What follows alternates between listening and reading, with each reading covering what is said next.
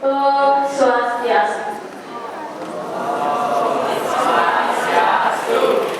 Selamat pagi Bapak, Ibu, Guru, dan teman-teman semuanya. Perkenalkan, nama saya Nikade Ayu Kusuma Dewi, dan di sebelah saya perkenalkan, nama saya Desa Irwan Kencana Dewi. Berdirinya saya di sini untuk presentasi, bukan berekspektasi. Jadi pada webinar kali ini kita menerapkan konsep kewirausahaan. Pelaksanaan ini dimulai dari tanggal 13 Maret hingga 31 Maret, di mana tanggal 13 Maret adalah pembuka dan tanggal 31 adalah puncak. Kewirausahaan merupakan proses mendirikan dan menjalankan suatu usaha. Pelaku kewirausahaan pada umumnya dipandang sebagai inovator. Konsep kewirausahaan kali ini adalah membuat kerajinan dari benang dan membuat kerajinan dari bambu.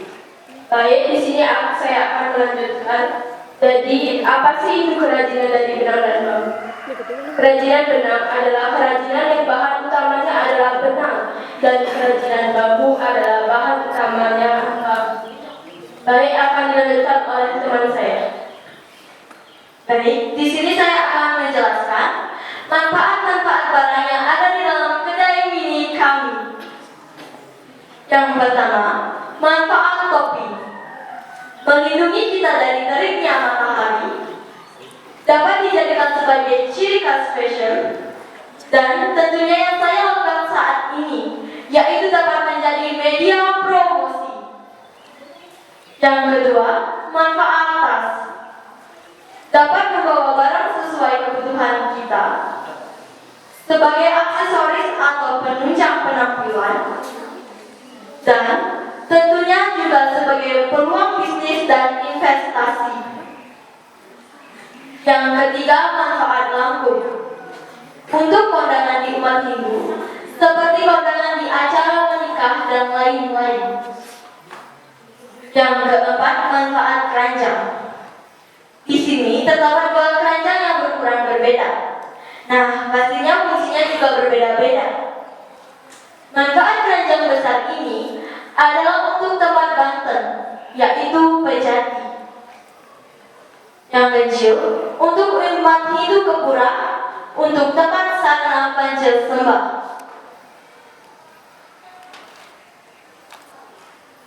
Yang kelima, manfaat tamya.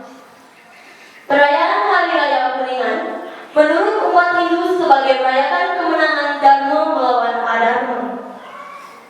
Dalam merayakan Hari Raya Kuningan, umat Hindu memasang tameng yang berfungsi sebagai tameng atau pelindung dari hal yang buruk. Tameng biasanya berbentuk bunda yang melambangkan roda kehidupan. Yang terakhir, manfaat alas pas bunga. Untuk menambah keindahan pada vas bunga. Baik, di sini saya akan menjelaskan proses pembuatannya. Pertama, topi. Membuat rantai sehingga berbentuk lingkaran. Setelah itu teruskan sehingga menjadi lingkaran yang besar.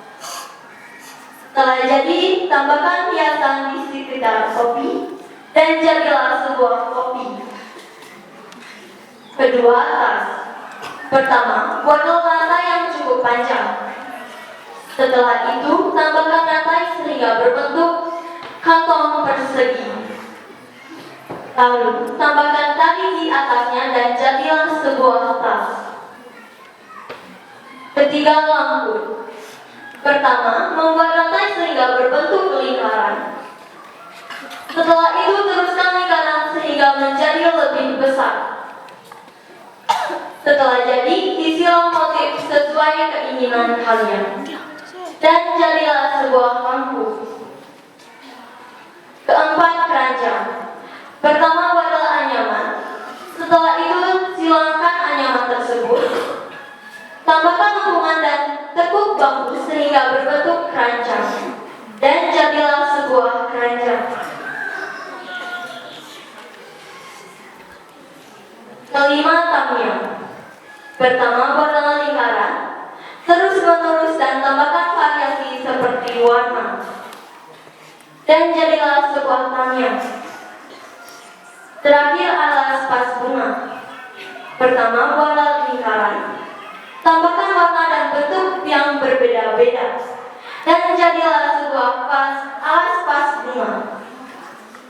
Jadi di sini kalian pasti akan bertanya bagaimana cara kita membuat pondok ini atau kedai mini ini. Jadi pertama-tama kita belum tahu konsepnya bagaimana. Tapi setelah itu kita memahami apa yang akan kita buat dengan cara kita bergotong royong dan kompak dalam membuat ini. Jadi begitulah kita membuat kedai mini ini. Terima kasih. Baik, kita sudah sampai di sesi penutupan. Sekian yang bisa kami sampaikan. Saya pamit undur diri. Kalau maju itu gak peka. Terima kasih. Bapak, Ibu guru dan kalian. Perkenalkan, saya Andika Dede Lestari dengan rekan saya yang bernama. Perkenalkan, nama saya Egi Dadi Mariawan. Dalam kesempatan kali ini, saya menjelaskan tentang kegiatan proyek penguatan profil pelajar Pancasila tema ketiga, yaitu kewirausahaan dengan subtema merajut untuk putri dan membuat kerajinan untuk putra. Sebelumnya, ada yang sudah tahu apa itu kewirausahaan? Kata kewirausahaan berasal dari kata wira dan usaha. Menurut Kamus Bahasa Indonesia, wira berarti pejuang, berani, dan berwatak agung. Sedangkan usaha adalah upaya manusia untuk melakukan sesuatu guna mencapai tujuan tertentu dan untuk memenuhi kehidupan sehari-hari.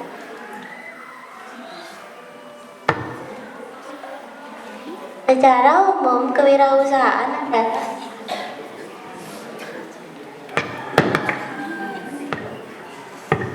proses dalam melakukan sesuatu yang baru dengan cara kreatif yang bermanfaat bagi orang lain dan memberikan nilai lebih. Tujuan dari kegiatan P5 tema 3 kali ini adalah melatih siswa yang untuk lebih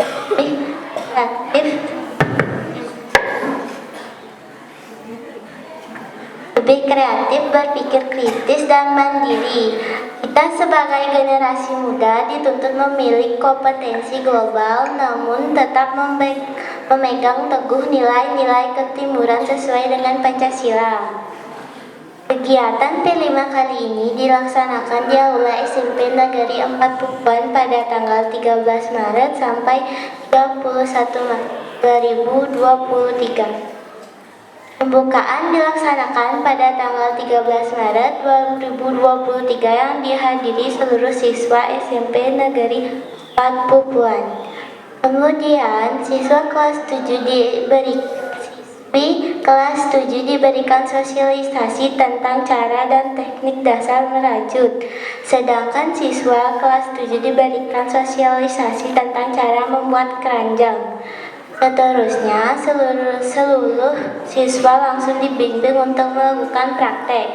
Praktek dilaksanakan pada tanggal 14 sampai 27 Maret 2023. Setelahnya, setiap kelas akan bekerja sama untuk membuat stand yang akan digunakan untuk memamerkan, menjual, dan hasil karya mereka. Dan ini stand kelas 7B. Stand ini dibuat oleh seluruh siswa kelas 7B dalam waktu 2 hari loh. Konsep yang kami ambil lebih di alam. Dan di sini kami akan menjual karya rajutan yang berupa topi rajut. Di sini kami punya topi rajut dengan motif, bentuk, dan warna yang berbeda-beda. Fungsi dari topi rajut ini adalah melindungi kepala dari sinar matahari, dan topi ini juga cocok dipakai anak kecil dan dipakai pada saat musim dingin karena terbuat dari benang wol yang dapat menghangatkan. Selain topi rajut, kami juga punya menjual tas rajut, dan rajut ini dapat digunakan untuk berbagian, menyimpan barang, seperti dompet dan uang.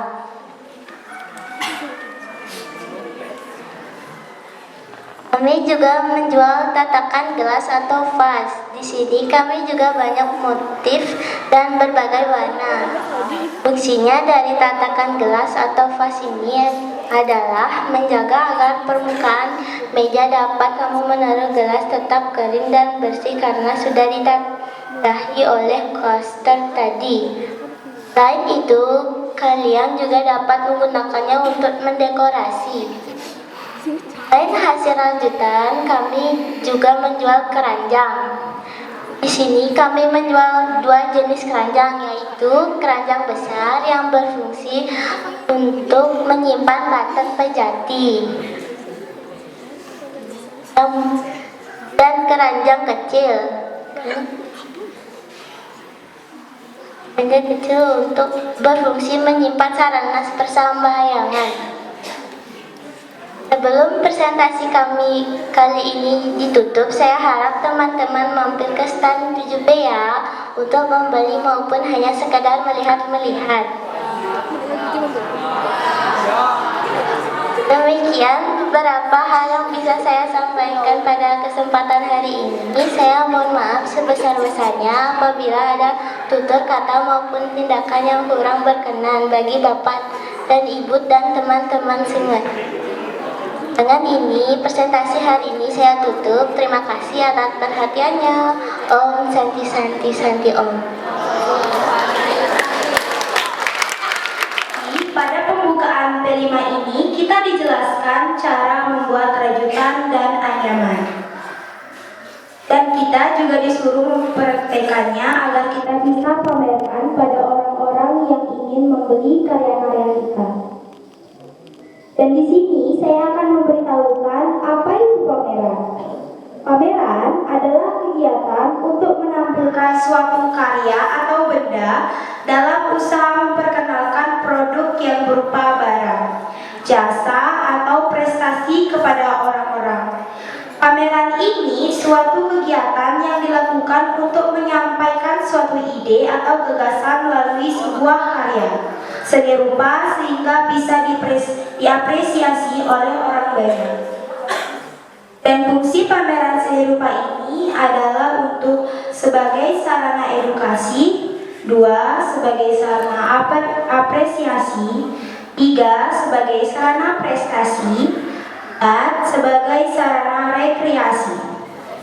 Dan tujuan membuat pameran ini adalah untuk tujuan sosial dan tujuan kemanusiaan. Dan ada beberapa manfaat dari pembuatan pameran ini, yaitu adalah untuk menumbuhkan dan menambah kemampuan apresiasi seseorang, melatih kerjasama, untuk melatih motivasi dan sebagai sarana promosi. Di sini teman saya akan menjelaskan cara membuat rajutan dan anyaman.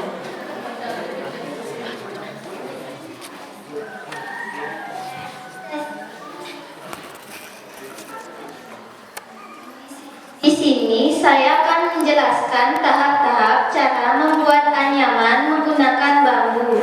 Tahap pertama, siapkan bahannya seperti bambu, gergaji, dan cara membuatnya kita harus membentuk atau mengulatnya agar berbentuk seperti keranjang. Yang kedua, cara membuat rajutan. Yang pertama, siapkan bahan-bahannya seperti benang, jarum, dan gunting. Dan cara membuatnya, masukkan benang ke jarum. Setelah itu buat simpul. Setelah itu bentuklah bentuk sesuai yang kita inginkan. Kalau sudah selesai, bisa kita gunting dan jadilah rajutan yang kita inginkan.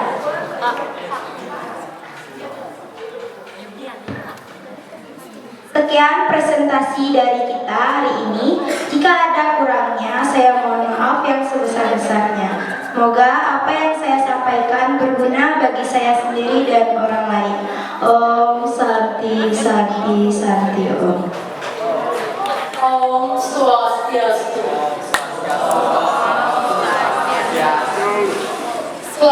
lagi saya ucapkan kepada Bapak, Ibu Guru, dan teman-teman sekalian.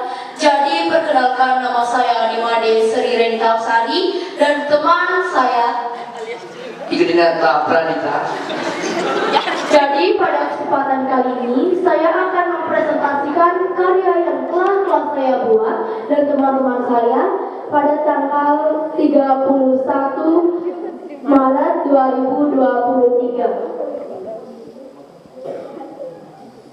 Tema P5 kali ini yaitu tema yang ketiga adalah kewirausahaan. Bapak dan Ibu Guru mengambil tema kewirausahaan karena ingin kita memiliki karakter mandiri, gotong royong, dan rasa kerja keras yang tidak selalu bergantung pada orang lain. Nah, dalam P5 ini, laki-lakinya ditugaskan untuk membuat anyaman. Nah, mereka telah membuat dua buah keranjang, yaitu keranjang ini merupakan keranjang wadah pejati. Nah, kalian pasti sudah sering menemukan keranjang ini di setiap rahina suci seperti Tilang dan Purnama. Karena kita sebagai umat Hindu di Bali sering mengaturkan keranjang pejati setiap rahina Tilang dan Purnama.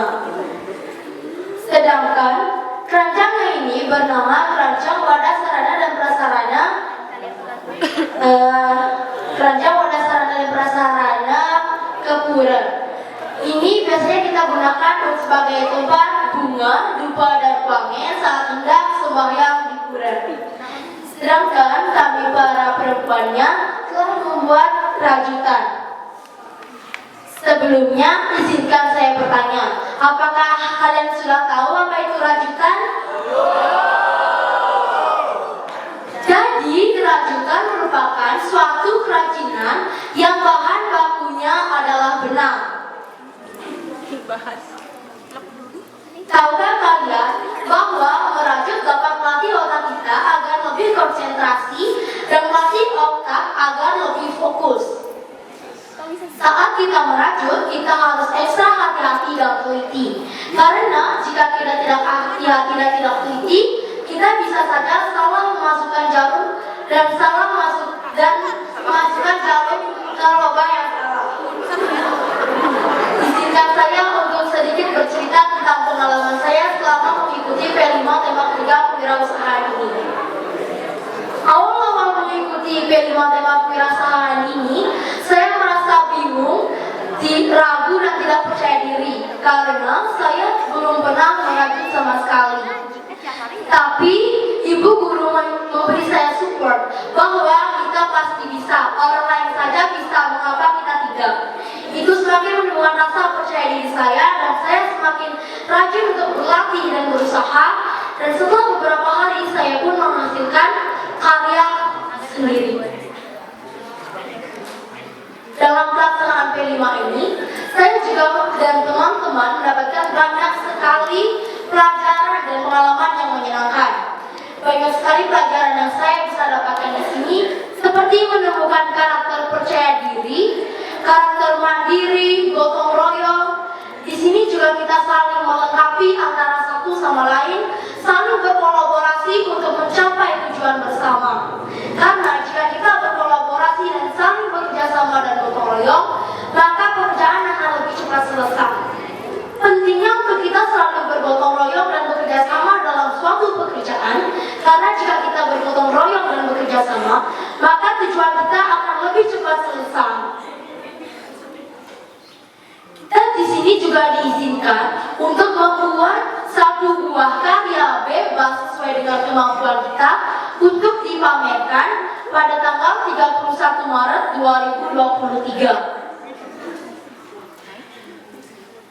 Dalam P5, saya mendapatkan banyak sekali pesan dan pengalaman. Salah satunya, jika kita ingin mencapai sesuatu yang kita inginkan, maka kita harus berusaha yang keras. Karena usaha yang keras tidak akan mengkhianati hasil. Di dunia ini tidak ada yang tidak mungkin. Jika kamu berusaha, pasti bisa. Jangan pernah membandingkan diri dengan orang lain, karena setiap orang mempunyai kekurangan dan kelebihannya masing-masing. P5 kami saling berkolaborasi dan berdiskusi. Kami saling membantu jika ada teman yang belum bisa. Banyak sekali manfaat P5 ini untuk kita semua, seperti menemukan karakter gotong royong, mandiri, kreatif, berkepentingan global, bernalar kritis dan beriman, seperti dan sesuai dengan dimensi-dimensi profil pelajar Pancasila. Dalam P5 kami juga belajar bahwa sangat penting untuk menghargai dan menghormati pendapat orang lain, dan karena itu dapat menambah motivasi kita untuk mencapai karya yang lebih indah. Nah, sekian presentasi dari saya. Jika ada salah kata, mohon dimaafkan. Karena tujuan saya di sini untuk presentasi bukan mengisi hati dia yang tidak pasti. Terima kasih.